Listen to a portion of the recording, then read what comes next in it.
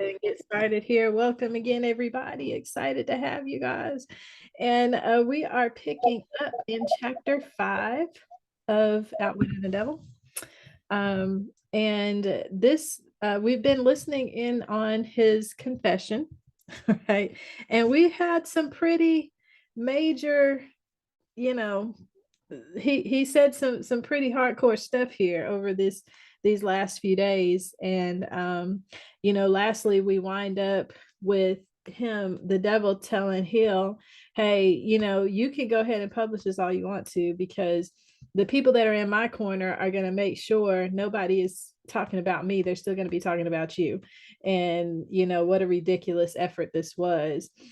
And so the confession continues in chapter 5, and I'm starting on page 98. Thank you, Rhonda. Which is page 113 in the PDF, and we're on page 98 in the book. Man, it seems like it's going so fast. It's crazy. So Hill is he comes back to summing up, what the purpose of this is here in his first question with the devil. And he says, and he's talking about what's happened so far. And Hill says, if this confession of yours stopped right here, your statement would be sound. But fortunately, for millions of your victims who will gain their release because of your confession, this interview will continue until you have supplied me with a weapon by which you will eventually be restrained from domination of people through their fears and superstitions.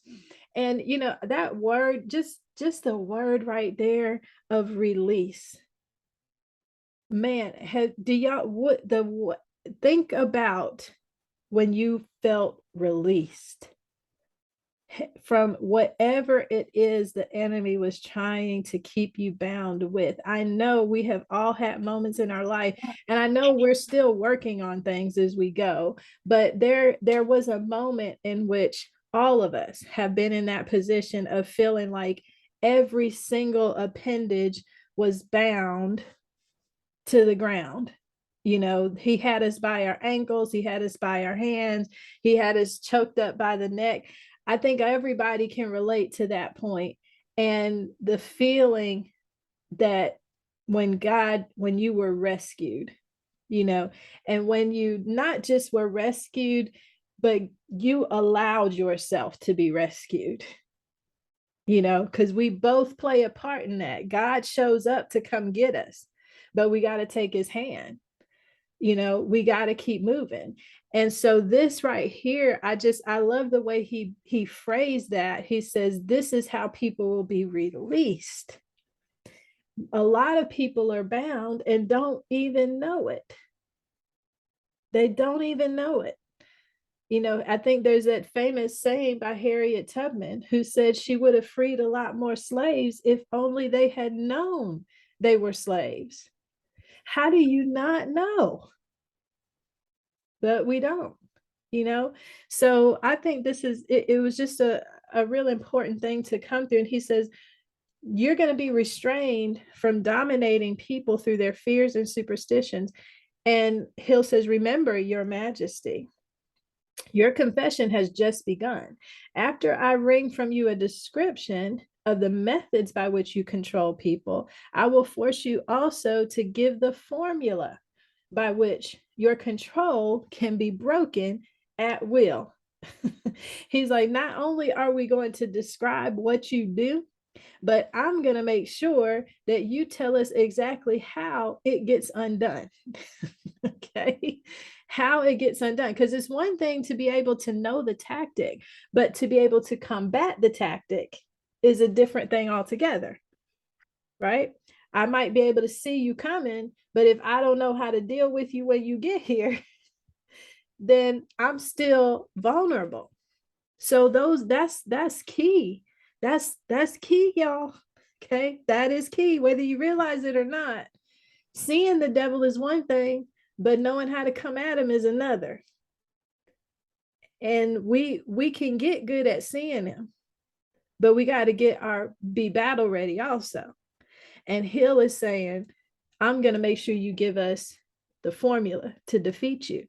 And And so he says, it is true, I shall not remain here long enough to defeat you, but the published word I leave behind me will be deathless because it will consist of truth. Mm. Isn't that so true? He says, you fear the opposition of no individual because you know it will be short, but you do fear truth. Man, I remember God saying to me, and we'll, one day we'll get fully into it, but he was saying to me, the devil cannot build anything on truth. That's why you have to stand on it. He will try to, weave a little bit in with his lie to make it, he may use facts, okay, but he don't know how to handle truth. He can't build anything with truth. And that's why you have to build that way, with truth, because the devil can't do nothing with it. He can't do nothing with it. So that makes us different. It makes us separate to build upon truth. So Hill is saying here, he says, you fear truth and nothing else for the reason it is slowly but definitely giving human beings freedom from all manner of fear. Without the weapon of fear, you would be helpless and entirely unable to control any human being. Is that true or false? So Hill's like, I know, I'm not going to be here forever. I'm not going to see you fully get defeated on this earth forever, but what I say will stand because it's true. All right, I'm sorry. Yes. I got blood in. Yes. So, okay, this second time around, I got to tell people that just in case. But when I hear Hill talking like this is spirit led. Mm-hmm. This is new. This Yes. is the new thing in him. And I just literally wrote on the side of that power, authority, Holy Spirit, spirit led.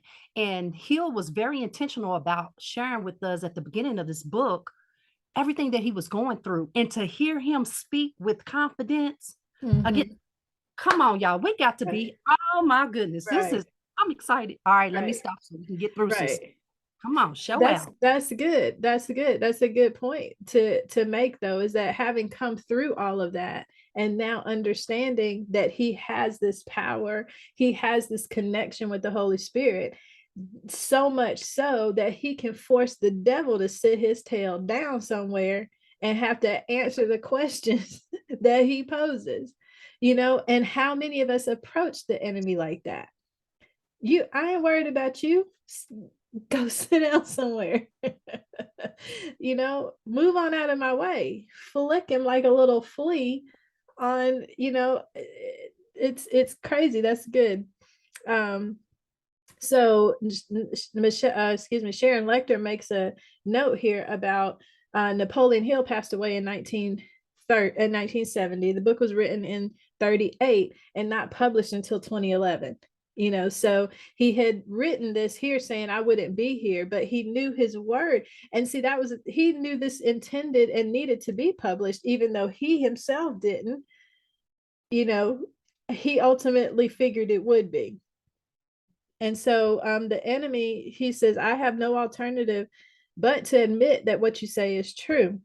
And so Hill's like, okay, now we understand each other. So he's like, now you know where I stand. Now you know where you're in your place, right? This is how he's speaking to the devil. Let's keep moving. And so Hill says, well, let me take a minute to kind of pat myself on the back since I've been able to have my way with you a little bit, right? And so he's like, let me boast a little bit. He says, I will confine myself to one question, the answer to which will give me all the satisfaction I want.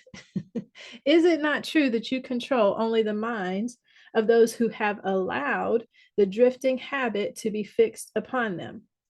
So again, we see this part of our will. This is allowing, he says. And the devil says, yes, that is true. I have already admitted this in a dozen or more different ways. Why do you tantalize me by repeating the question? And Hill says what we've talked about earlier. There's power in repetition. He's like, there is power in repetition. I am forcing you to repeat the highlights of your confession in as many different ways as possible so your victims may check this interview and determine its soundness by their own experiences with you. This is one of my little tricks. Do you approve of my method? He's like, you're the master trickster, right? How do you think, how do you think I did on that? I'm tricking you now. So he's like, I'm asking these questions in so many different forms because there is power in you hearing it over and over again. But he's saying that also is allowing you to check. There's no inconsistencies here of what he's saying. That's what he's doing. He's saying you can check this for yourself and be able to see the truth there. And the devil says, so he'll ask him this other question of, do you approve? And the devil's like, you couldn't be setting a trap for me for the purpose of doing more boasting, could you? He's like, are you just leading me down this line of questioning because you just want to show your power over me now? So the devil's getting a little bit miffed over here. And he'll just completely shuts him down. He's like, I'm asking the questions here. You don't even acknowledge, right? And so he says, go ahead now and confess why you were powerless to stop me from forcing this confession. Y'all know, listen. It is something when I'm gonna tell y'all a quick story about Tony. When he messes with me all the time about like if I'm cooking something for dinner, let's say, and or the other day we ordered pizza, let's say this. And so I ordered, of course, we got boys, right? So I had to have at least 2 pizzas because the boys are taking one whole one. But anyway, I ordered the pizza and with all the stuff on it that he likes. I'll pick off 1 or 2 things of those things, but mainly I order what he likes. And he'll ask me, why does this pizza have pepperoni or have bell pepper on it? I was like, because I thought that's how you always order it. He's like, yeah, because that's what I told you to order, right? Right. So he takes these little moments to just like pick at me and say, yeah, you're doing it because I told you to do it, right? So that's how he likes to mess with me. And so this is what Hill is doing. He's razzing the devil a little bit. He's like, so tell everybody now why I have you in this position. Okay. He's just kind of speaking, playing on his authority here. And he says, I want your confession for aid and comfort to victims of yours whom I intend to release from your control the moment they read your confession.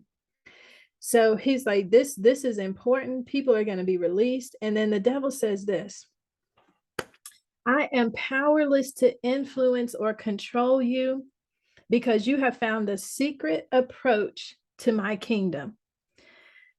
Here he's about to tell the whole story. Okay, he's about to tell everything about how people are able to have access. He says, you found the secret approach. You know that I exist only in the minds of people who have fears. So he's number one, I'm only here because you're afraid. I can only be around when you're afraid. You know that I control only the drifters who neglect to use their own minds.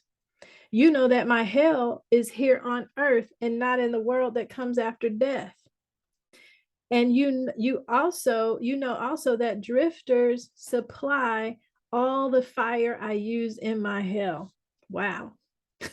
First of all, he's saying it kind of goes up to the quote that Hill started the book with about being in a man-made prison, right? That we put ourselves, the devil saying, I use your fuel. I use your fear. That's what creates the fire in the hell you're in. What? So you give it to me. We know that to be true. He has no power. Jesus rose from the dead and said, what? All power. All means all. Right? We know he doesn't have any power, but we treat him like he does. And he's sitting up here saying, the power, the fire I use comes from you. Man. He says, you know that I am a principle or form of energy, which expresses the negative side of matter and energy, and that I am not a person with a forked tongue and a spiked tail. He's like, I'm not the cartoon that makes it easy for people to think that they can identify me. If I don't see the dude with the forked tongue, with the or and spiked tail, then I don't see the enemy. That's what he's saying. You have become my master because you have mastered all your fears. Lastly, you know that you can release all of my earthbound victims whom you contact, and this definite knowledge is the blow with which you will deal me the greatest damage. I cannot control you because you have discovered your own mind and you have taken charge of it. There now, Mr. Earthbound, that confession should feed your vanity to the bursting point. He's like, is that good enough for you? Am I done now? Man. And I've had a little note here about Sharon Lecter has a note about going back to what the devil said. I cannot control you because you have discovered your own mind and you have taken charge of it.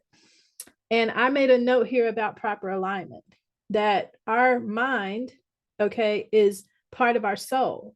Our soul is our mind, our will, and our emotions. Remember, your soul is your mind, your will, your emotions. And what he's identifying here is you've taken control of that. Well, who's the real you? Remember who the real you is. The real you is spirit, right? That's who was first created. So the spirit takes control of the soul, takes control of the body. So we're in proper alignment to ourselves. And then Holy Spirit tells our spirit, keeps our spirit in line, tells us what to do. Our spirit feeds the soul, our soul feeds the body. So he's talking about proper alignment here. And again, that is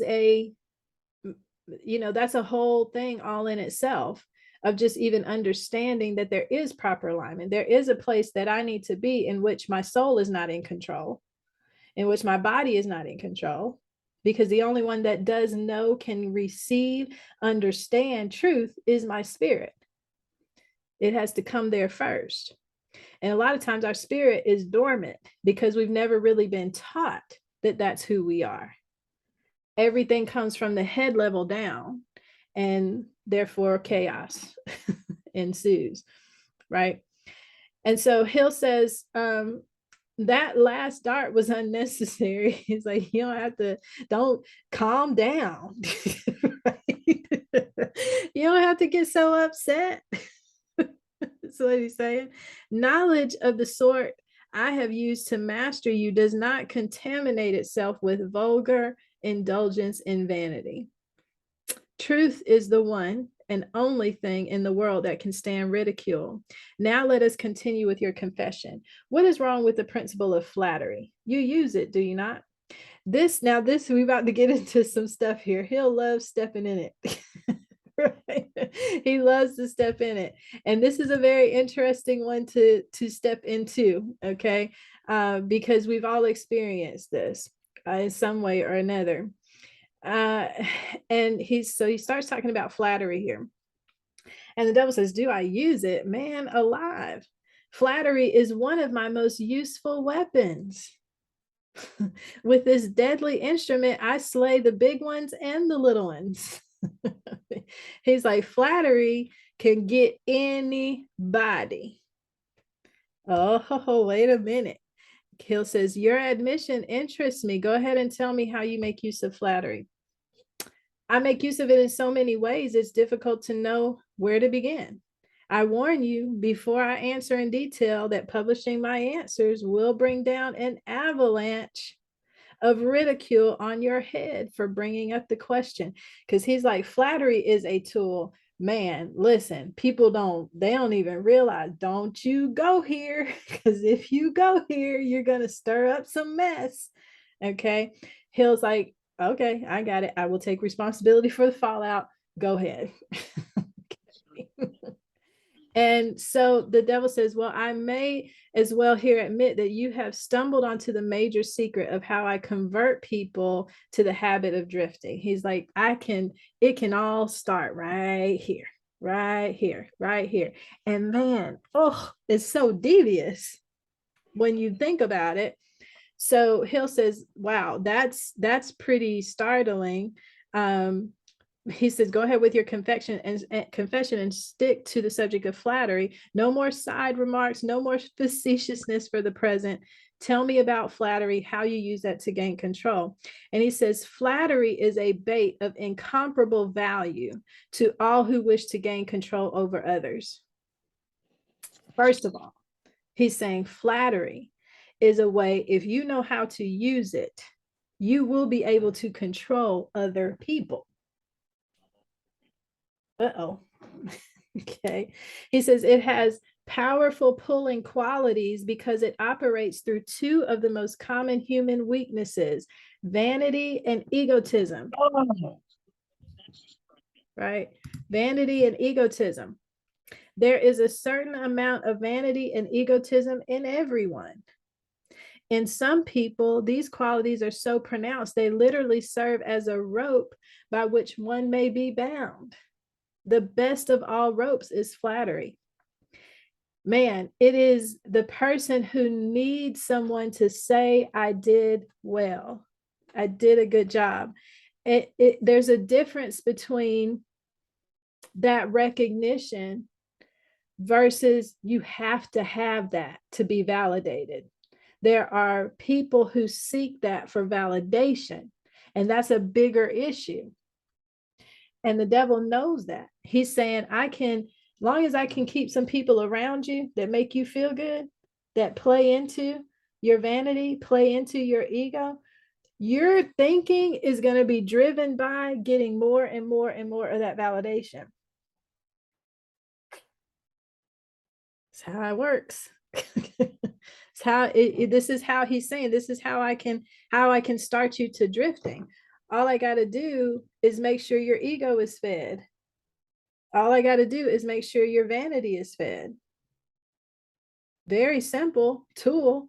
He says flattery is the chief bait through which men seduce women. Sometimes, in fact, frequently, women use the same bait to gain control of men, especially men who cannot be mastered through sex appeal. I teach its use to both men and women. Flattery is the chief bait, which makes with which my agents weave their way into the confidence of people from whom they procure information needed to carry on warfare. He says, I use flattery to get the kind of information I need from them so that I can continue the fight. What? He says, wherever anyone stops to feed his vanity on flattery, I move in and begin to build another drifter. Non-drifters are not easily flattered. I inspire people to use flattery in every human relationship where its use is possible, because those who are influenced by it become easy victims of the drifting habit. Now, let me say this, flattery is not, like this morning, I complimented Lakita on her yellow. I love the yellow. I complimented Vivian on her hair. The difference between recognizing someone saying, hey, you look beautiful, you look handsome, is there's no underlying agenda. I'm not starting that off by, oh, Lakita, I love that yellow, and have her now let her guard come down a little bit because she's, thank you for loving the yellow. And by the way, all we have to do is you sign this form right here. You see what I'm saying? It is, people use flattery to get in and get what they want. That's different. Flattery has an agenda, okay, than a compliment. right? There is an agenda behind it. And hey, I have seen these types of tactics used in business quite a bit. Every single one of y'all probably have. Okay. The devil is saying the moment that you become somebody who can be influenced by that, you become a drifter. You can be easily manipulated. You're not thinking on your own, he's saying, because if somebody can influence you based on just what they say about you, now we have a problem, because that pendulum swings both ways, right? So Hill says, can you control anyone who is amenable to flattery? Very easily. As I have already told you, flattery is of major importance in alluring people into the habit of drifting. And so the devil says, is there an age in which somebody's most susceptible? And he says, age has nothing to do with one's susceptibility to flattery. People respond to it in one way or another from the time they become conscious of their own existence until they die. You know, he says, from the moment you realize you're a you, which, you know, children studies say that's about 2 years old. A child is about 2 years old before they see themselves as separate from their parent, as their own. That's why they call them terrible twos, because they just figured out I'm my own person. Okay. All right. But he's saying from the moment you realize you're a you, that ego, that vanity, that can be fed and it can be used against you. And he says, through what motive can women be most easily flattered? Their vanity. Tell a woman she's pretty or that she wears clothes well. I mean, what y'all men can be honest in your men's locker room going through the handbook of how to get a woman's phone number.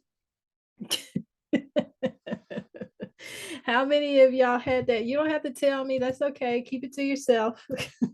But That's not my style. right?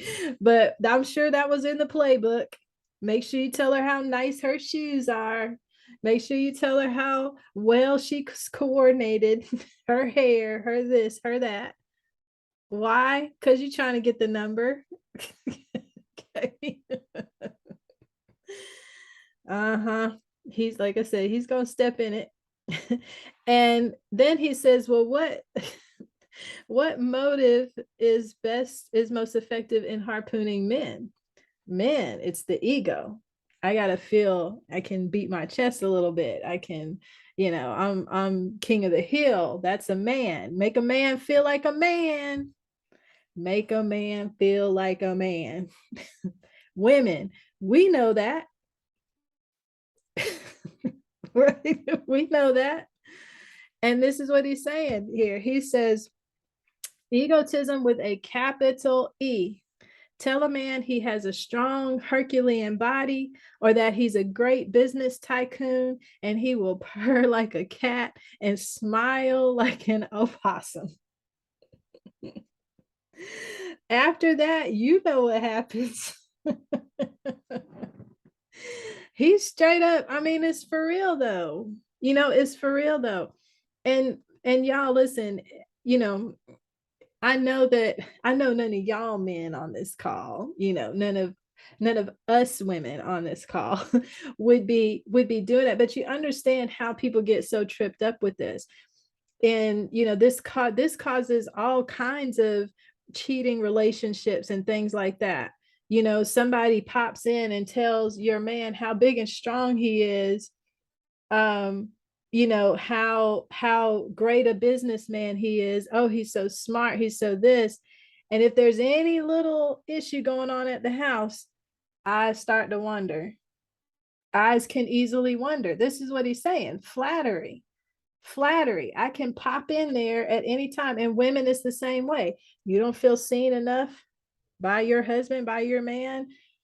Some dude comes along talking about how beautiful you are and underappreciated. And what happens? Start to wonder. The devil is not lying here. And it's sad, but it's true, that this is how you can easily get caught up this way. Mrs. Dunlap. Yes, ma'am. Yeah, that's one thing I never understood is the validation. And you'll hear people say, well, you need to let this person know that they're doing a good job. And I was like, no, that person needs to know within themselves they're doing a good job, because everyone is led by this old, well, here's a good sticker, because you're doing well. And it really does start off as a little kid, and then even the mind games, like I have a 4-year-old, he really won't do anything unless he's getting a reward from it, unless he knows that it's working, it's for his benefit. Put your shoes on so we go to the park. He's not gonna put his shoes on unless he knows he's doing something that he wants to do. So it's just crazy, the mindset. And it's also, I feel like it's insecurity attached to it as well, that we are so insecure about our own self that we need other people to fill us up. So if your wife is not complimenting you enough, you feel like something's wrong with you. And he uses that. So when someone else compliments you, you feel like, oh, well, she's not doing what she's supposed to be doing. But the real problem is you. You're insecure. And the devil's using that. He both ways too, with man and woman. He's using that with everybody. Everyone needs to be complimented and feel like they're doing a good job instead of knowing that for themselves. Right. I think there is, there's a very fine line there, because as leaders, it's important to acknowledge people, and that's okay. This is again, we're coming at it. What the devil is talking about is saying these things, but having an agenda behind it to manipulate, saying it with a reason to manipulate. And you're right in the sense that the reason that some people, they have to seek validation somewhere is because they never got it growing up, and they never had a person around them that said, you're okay, you're good, you're enough, you're worthy. Because of how, there's so many different walks of life that people come through, so many different issues going on, that it's important as leaders that we do recognize when somebody needs to be built up, but it's not for the agenda of what do I get out of it when you are. It's just the fact that let me lead you to a place where you can develop your own sense, like you said, Mrs. Dunlap, that you can develop your own confidence, that you can see yourself in the mirror and see somebody that God created with a purpose, and see yourself the way that God sees you. So, there's that dynamic. And then at the same time, there's those who would misuse that and prey on the ones who need the validation,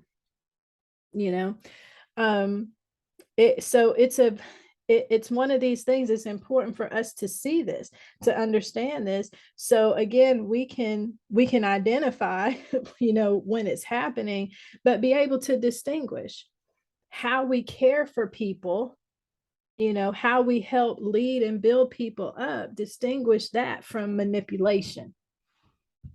Right. And those things can sometimes, if a person does not have the right heart, it's very easy for this to just become manipulation. Yes, Rhonda. Have you ever met someone who doesn't need to be lifted up because they've already lifted their own head up? It's like, yes. those conceited people, like what about those people? Like, what do you do with those people? Are they drifters or not drifters? Because I've met people like that. Like, okay, you need to calm yourself down because you're not all that you think you are. No, I have very much met people like that, and in all honesty, those are the most insecure. They took insecurity to a different level. So rather than letting people know they're insecure, they try to pretend that they are not, and they're overly compensating. That's what that is.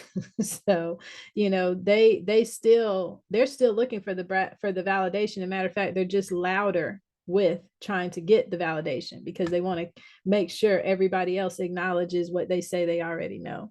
But bottom line, they're just a scared little kid inside, Yes, Linda. Just real quick, and I know I'm trying not to stop, but You're this good. keeps going back to the previous chapter where he talks about how he creates the fear. He starts with the parents, he goes through the schools, he goes through the religious organizations. And so I'm seeing where it comes from and how it's led up, where the flattery comes, because women are the vanity and the ego are the men. But this is how, even when we teach our children, you do something right because there's always, you're going to get a reward. So they're constantly so we're teaching them at that young age, you want the little gold star, again, not to think, just to do what we say so you can be rewarded because we teach you this. And it's amazing how I keep seeing from the previous chapter, that's the whole principle. As long as we grasp that, then listening to all this, it's like you can see where it's coming from. Because how is it, or the people are insecurities, because like the devil said, he starts with the parents, goes to the schools and the organizations. So it's almost, you can't help but laugh because you're like, you see it, and it's revealing, and so it's showing. But interesting, that's very, very interesting. Just had to say that because it just keeps going back to the last chapter. That really mind-blowing. Yeah, absolutely. And I'm gonna tell y'all another funny story. He says, we'll finish up this little part right here. And Hill's like, so are all men like that? And he said, oh no, 2 out of every 100 have their egotism so thoroughly under control that even an expert flatterer couldn't get under their skin with a double-edged butcher knife.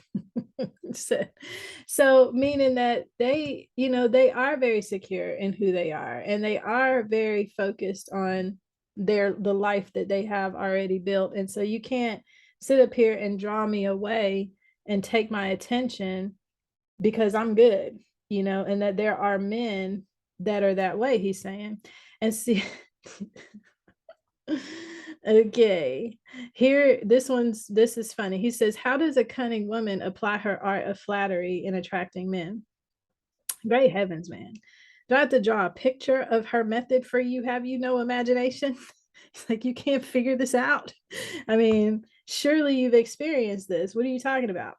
And Hill's like, oh yes, I have imagination enough, Your Majesty, but I'm thinking of the poor dupes of the world who need to understand the exact technique with which they may be flattered into the habit of drifting.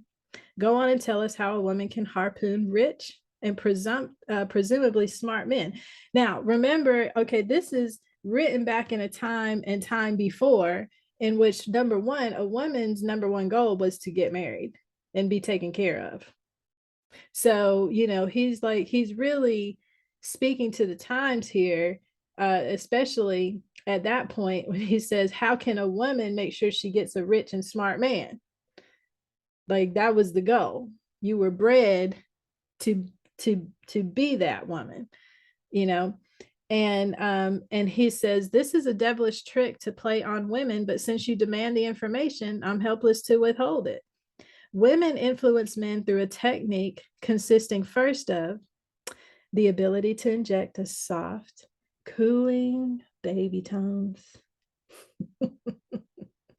into their voices, and second, by closing their eyes into a half-closed position, which registers hypnotism in connection with the flattery of men. So he says women have this ability to speak in a certain tone, to flutter their eyes and, make these certain eyes out of it. And all of a sudden, oh, the heart melts. Okay. Now we're going to stop here because it's right at 11. There's a lot still to learn about this whole business of flattery by women. But, I'll tell you how I first learned this. Okay. My very first job was working in the mall, and I was 15 at the time. And the way I got the job was, this guy was running one of those carts, in the middle of the mall, the kiosk thing, selling them oils. Y'all remember when the oils first came out that smelled like the cologne, right? Okay. And this cart was connected though to a men's clothing store that was further down the mall. And so I was just at the mall one day shopping, and the guy stopped me and he was like, "Hey, you want a job?" I said, "Okay, yeah, sure." So I started working, since I was 15 years old, and I went to work. Little did I know, he really wasn't, he wanted me in the men's clothing store. And he specifically, because we live in a town, we're very close to Fort Benning, to a army base. So there's always, it's the training ground. So it's always new young soldiers coming through the mall. And he basically gave me the rundown. And if the store was slow, he would have me, I could not stand inside the store. I had to go stand outside the door to attract men. I had to tell them how great these soulful outfits looked on them so that they would buy it. I mean, specifically, that's how what I was taught. I didn't really pay attention to what was happening at the time, but I was being taught to use this flattery in sales to make sure men bought these clothes. It's as simple as that. It creeps in just as simple as that. And that was my first introduction to sales. And listen, I carried that on. I could carry that on into the business, and did for a while. It was nothing. I can't believe, now this was before I was married to Tony, y'all. There was an in-between time I was single, okay? So just know that. All right. But it was nothing for somebody on my team. And I remember this, and I want to say I'm ashamed of it now, but I'm not really, because it was part of my experience, and it was part of me. God, the thing that he pulled me out of, that was norm. It was a norm. It was nothing for somebody on my team to say, "Oh, this guy, we're trying to get an appointment. He's not even in the market because he's not married, right? But we're trying to get an appointment with him, and he likes the way you look, and I think you can set that appointment. I think he'll sit down because he want to talk to you." That happened a lot. And we used it. It is what it is, but I know it's still being done now. I don't do that anymore, absolutely. But what I'm saying is that this is how the devil weaves himself in, and it's called a business practice. Use what you got to get somebody to the table. And we do it. We do it. Not us, but it gets done. Y'all see what I'm saying? So, yeah. But, and then, speaking, one other funny story, this happened recently. Speaking of this, this flattery, Tony had gone to Walmart, and y'all have seen my husband. He's 6'5", broad, I was not there. I was like, who is this? So he said he was literally walking down the aisle. He was just picking up some stuff, and a woman comes up, passes him, grabs him on his shoulder, and says, "Oh, tall, dark, and handsome," and then walks away.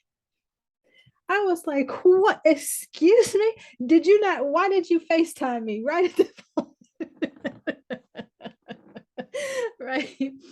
But it's funny, because a lot of times older women will hit on him, and I'm talking about women in their like late 70s.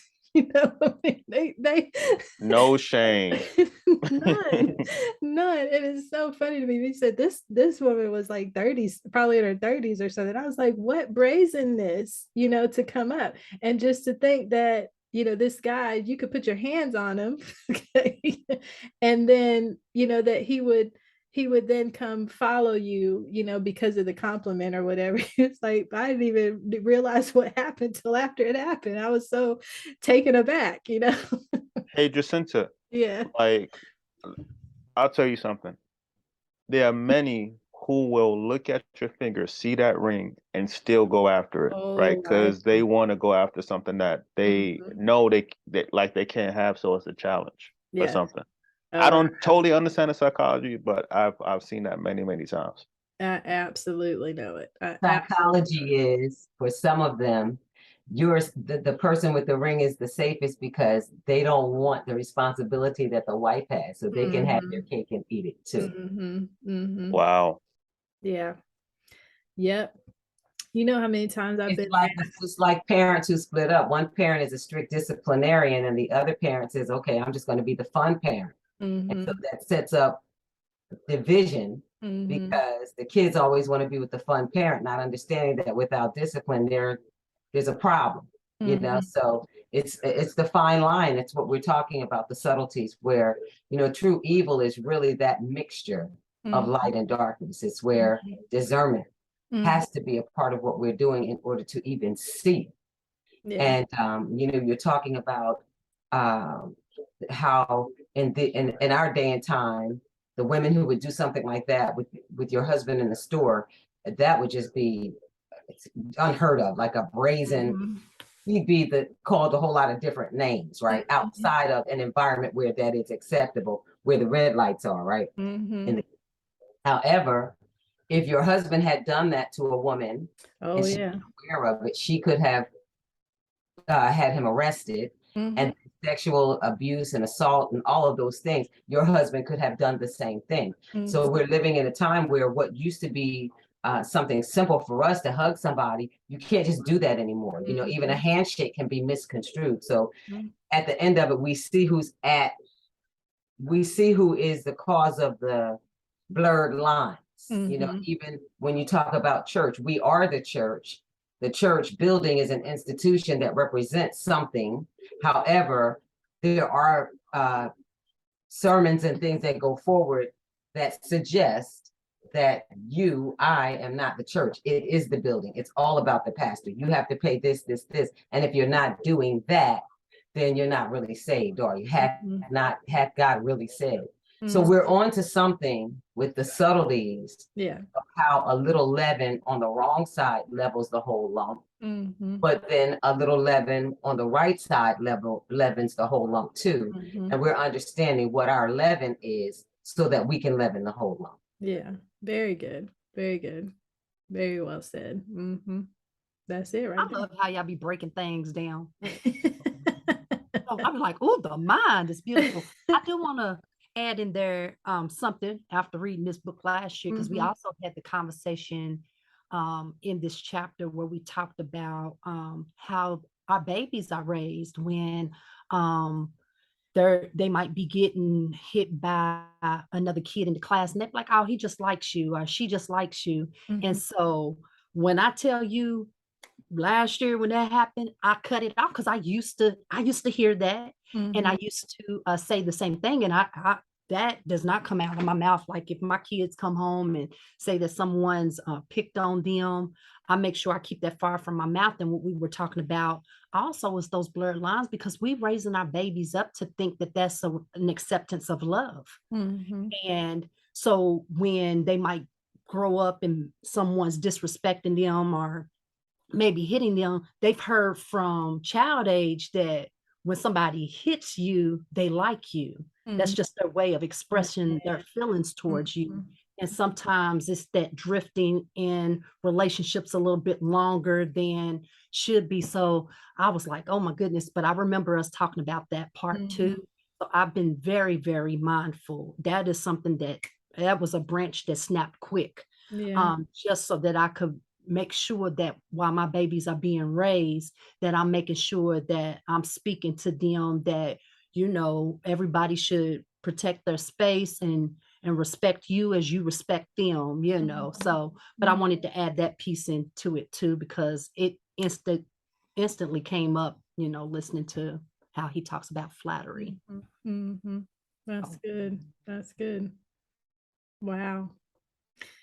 Man, yeah. When AJ was in pre-K and he was at that school I was telling you all about, the Lake of Fire school. Okay. But I remember getting called to the school one day and I was so mad. This was around the time I was pretty much about done with them. But I got called to the school because they said my 4-year-old could have been sexually harassing a girl on the playground by they just held hands. Like, it were kids on a playground. And he said, this is a girl he plays with on the playground all the time. And apparently the teacher saw that she grabbed his hand. They were holding hands for a little bit, walking over to the swing. They're 4. They're 4. 4. And I said, you mean to tell me that you're about to sit up here and say that my son was harassing this girl because they held hands on the playground? It's just like such an extreme, just like what Stephanie was just talking about. Too much on the wrong side. How do you even sit in there? I mean, I don't even, yeah, needless to say. Sometimes those things happen when the teacher has been triggered by that. Mm-hmm. And not enough is said about the mental state of Mm-hmm. people who can pass these exams to become teachers, but have not gone through rigorous enough psychoanalysis or even interviews where, like we did the DISC assessment. Some of the teachers never even have done something as basic as that. So here you have these people being herded through schools, and because they can pass a test and get a certificate, they're now in the classroom, doesn't make them qualified to shape the minds and the attitudes of the children in the classroom. It doesn't even certify some of them to teach the curriculum. They don't understand it. Okay, and then alongside of that, but don't get, did I go on the soapbox? No, I just believe I understand. So at the end of the day, sometimes teachers are triggered by traumatic things that happen in their life, and they read into that, into an innocent something. God wired us the way that he did. There should be a natural attraction for love and affection and all of that. And as we again are seeing in this text, whenever that's compromised. Yeah. And we're dealing with these. I think that, it was a really great example of how that fear, like you said, it could be a trigger. The school system itself was geared around this whole fire and brimstone, and there's no interaction, nothing. Like every single thing was evil. You know what I'm saying? And that to me was just insane, to take it that far. And then particularly in the US, where that this schools were set up for the most part for the wealthy. And then at some point it was, we need to teach these other people certain menial things so that they can have a basic understanding and serve the needs, where you're in a society where they need a poor class, they need a working class, they need a slave mentality to. Right. Well, I didn't really want to say, but of course race was brought up in this. My son is Black, this girl was white. And it was mentioned, So yeah, like I said, it was time. That's what I was gonna say. And to make the assessment that it was AJ. Yeah. Well, right. It could have been the other way around. Well, that's what the teacher said. They even said that the girl grabbed his hand. Oh. The girl grabbed his hand and they just went, but so many things wrong with that, so many things wrong with that. But anyway, but this is, again, it's an example of where the devil says, yeah, I got this system.